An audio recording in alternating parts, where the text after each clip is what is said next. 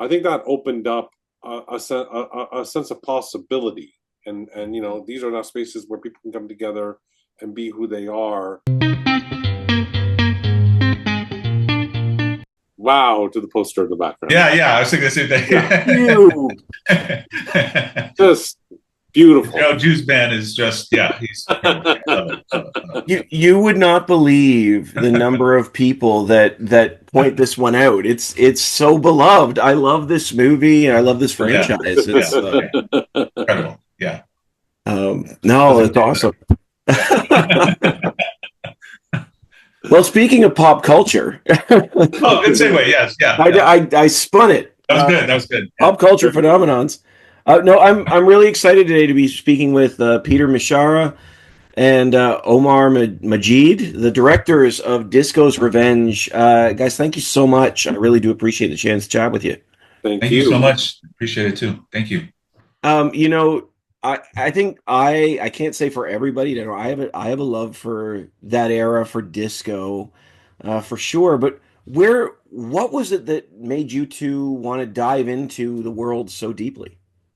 I'm originally from New York. I was born in the 1970s. I was a small child, so I didn't experience these things directly.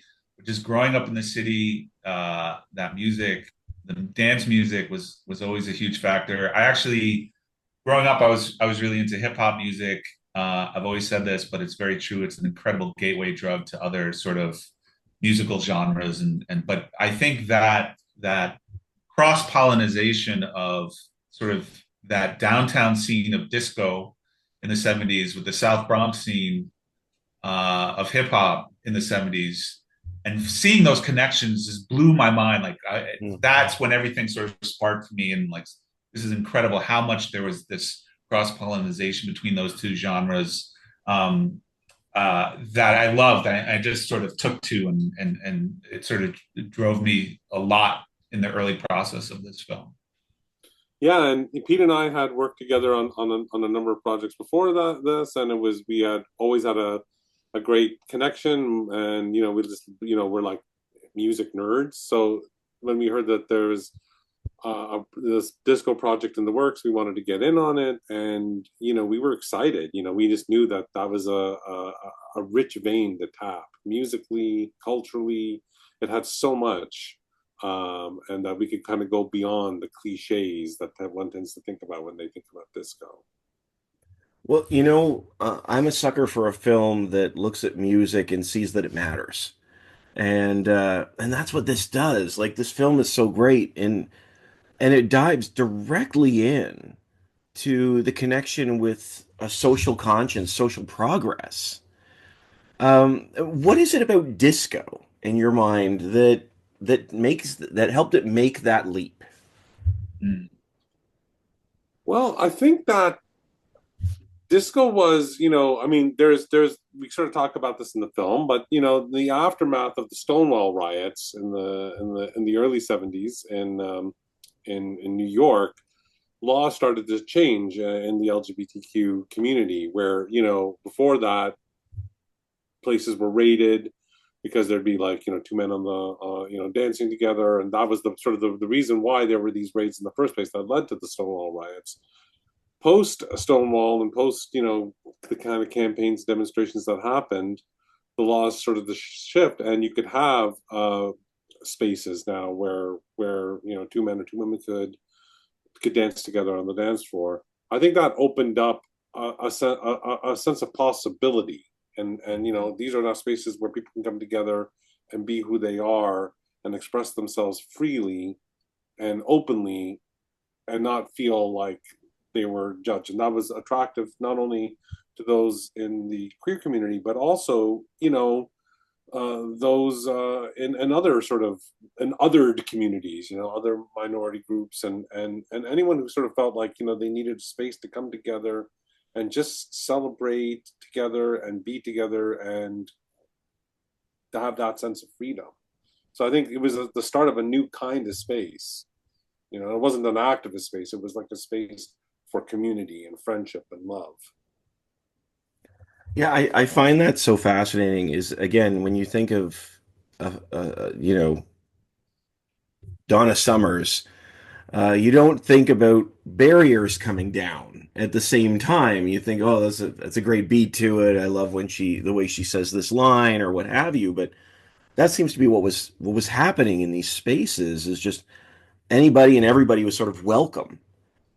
Yeah, and that song in particular has so many layers when you think about it. Yeah, I know what you mean. On the surface, you just kind of we know it as this pop culture icon, but then it's so ahead of its time in terms of its like expression of female desire, and its length. It's such a long song. It gets people in kind of trance, on the dance floor, and I think it was just very mind blowing at the time, and it brought men and women together, and queer people and people just of any different kind. Like I think whoever you were, you could show up at the disco and feel like you belonged, you know, and that's really, it sounds very simple, but I think we're hard pressed to find spaces like that today. I think it's harder. We're a little more siphoned and siloed and divided in certain ways.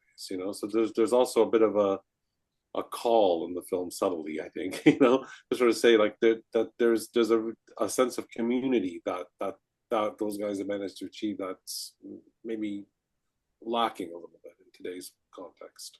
Yeah. Also, building off of that, Nile Rodgers, who's like one of the key sort of subjects in this film, he talks about often about the idea of what he calls DHM, deep hitting meanings, in all of his music and all of his work and his iconography. So it's the idea of you could have a very like on the surface level, it's this sort of superficial sort of dance song, but he always strived with his partners in Chic to have a deep hidden meaning that goes down, you know, layers in terms of what these songs are about, positioning these songs, and what they all mean. And I think that carries over. I think for us, for disco as a whole, there's these hidden meanings that I think that work on the pop culture landscape, but then it works in this incredible way in a community, in terms of so many aspects. In terms of,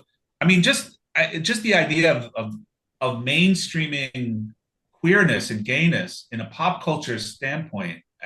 Disco defined that. Like it's mind blowing seeing some of these artists on Merv Griffin or something like that, like Sylvester, who's like sort of one of our disco heroes, but having him on this show broadcast to middle America is just mind blowing to me.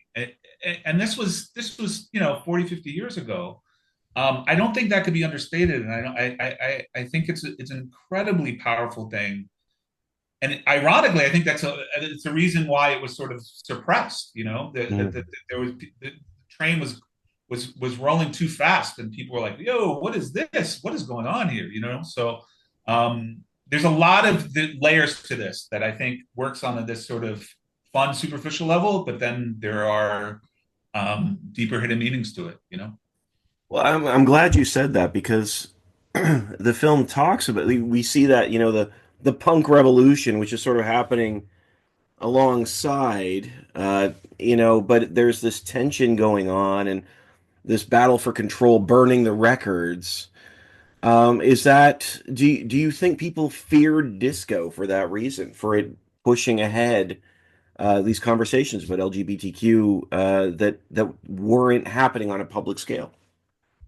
Yeah, I think there was that element there. I mean, I don't know if I would say it was conscious. It's sort of like a lot of things in our culture, right? Sometimes there's things that sort of represent kind of what the general temperature or the mood is about on certain kind of divisive issues.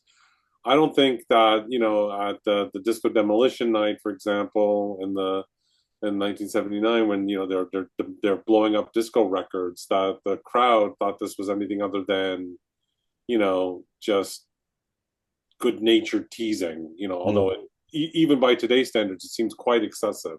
Disco really was quite a targeted musical genre, but nevertheless, it's kind of done in the spirit of good, clean fun. But then a riot happens afterwards. So you see that there's all this kind of suppressed anger, and what as someone says in the film, like, what are they actually writing about, right? Where is that anger kind of coming from? And that's a disco at its height. So, it's already kind of like lost some of its, initial communal spirit, and it's become very mainstreamed. But nevertheless, I think disco, as people are experiencing it at that point, is like has a sense of glamour that they don't understand. It feels exclusionary to them, and sort of like, maybe let's just say it like, middle white America, for example, maybe just felt like, what is this? And it's not me, and that's some weird New York thing. I think it just sort of came out as the anger kind of was almost unspecified, but it was there. It touched a Mm. current, you could say, right? It revealed something, even if that wasn't what its purpose was. Yeah, yeah, absolutely. With that being said, you're both sitting down with these, disco pioneers, if you will, Yeah. throughout this film, so many of them across the board.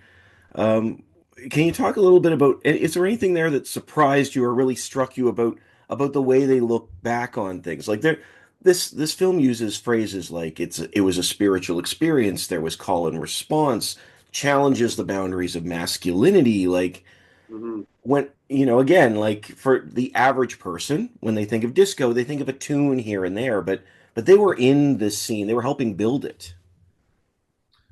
For me, during the course of the film, I can say one of the things that I really was fascinated by in the process of making it was the connections between disco and gospel, Mm.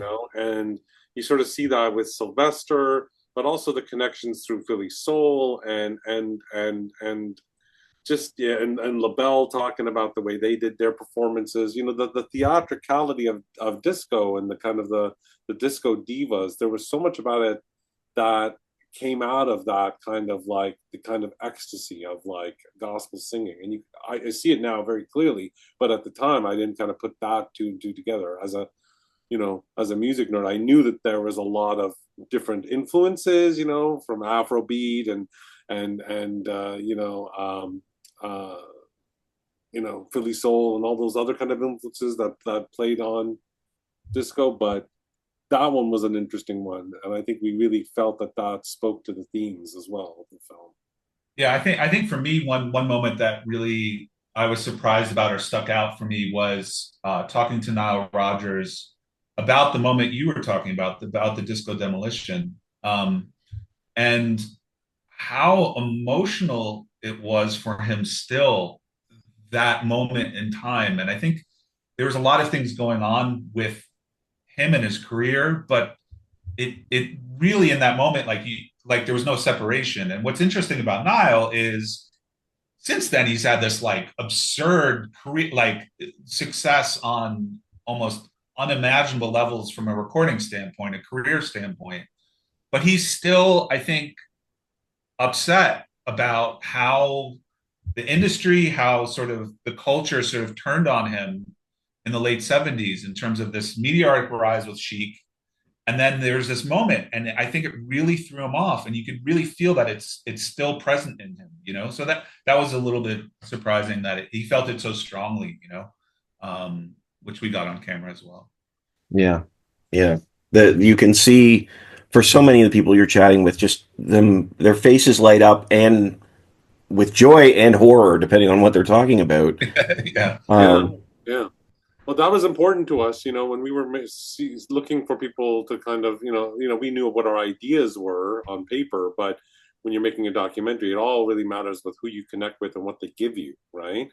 And it was key to us that, we talked to people, the kind of the people we sought out were people who were were were were there and experienced it and built it and felt, connection to it, and it meant a lot to them. It wasn't just a thing that they did. It was something that it was a part of their identity.